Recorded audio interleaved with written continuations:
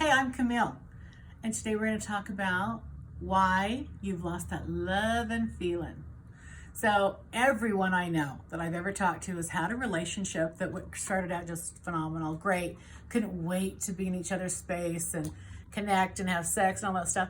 And then as time goes by, I would say we've lost that love and feeling. So, people tend to don't really know how to keep a relationship going.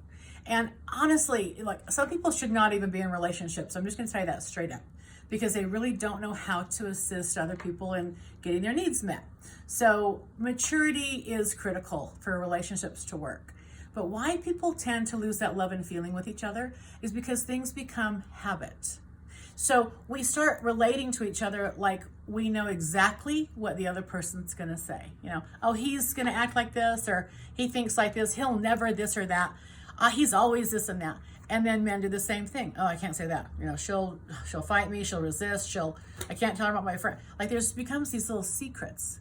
And the sacred space between the couple isn't there anymore. In the beginning, it's just you and him or you and her. And it's special and it's sacred and you would never want to violate that, right? But people tend to do that. They break their word, they break their promises, and every time you're out of integrity with your partner and you break a promise and you don't clear that up and you don't tell your spouse or your girlfriend, boyfriend, whatever, that does tend to put a wall between you. It builds a little space between you. So, have you ever been like, well, think about this. How comfortable is a whore in church, right?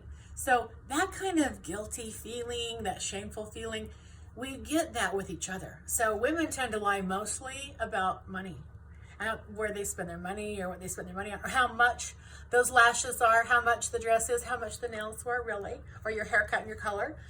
So men don't have a clue how much we spend on our hair. That's just probably the truth. So, and what men spend money on is kind of like guy time dinners or sports or things for the car, so things like that. So men spend money differently than women, but women are always security conscious too. And if she doesn't feel secure, then she'll do simple little things to kind of keep herself feeling secure.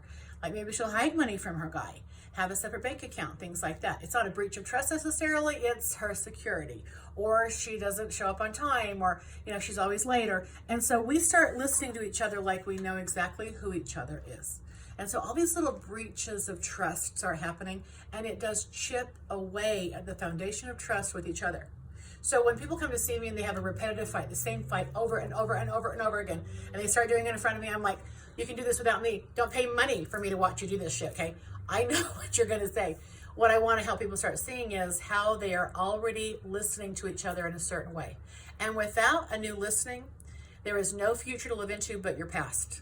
This is why affairs happen, okay? Affairs happen because, first of all, number one reason is for revenge, by the way, to hurt the other person. Sad, but true. Statistics will tell you that. But affairs start because it's new. We have that love and feeling. You go get that love and feeling again from the new person. But why it's called cheating is because you're not doing the work that's required to keep that love and feeling with the one you're with. I don't think grass is ever greener. I think when people have affairs and stuff, it's like throwing red paint all over everything. And even if you get divorced or you're going to get divorced anyway or whatever, all the other person can see is red paint. And so that red paint just gets everywhere.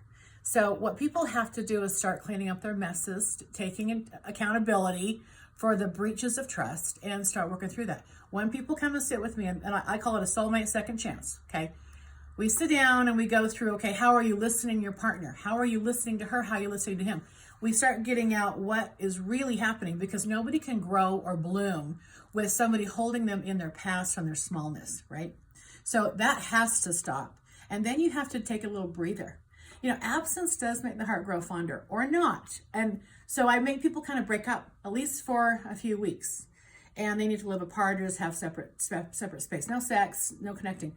Because they need to see if they really do love and miss each other.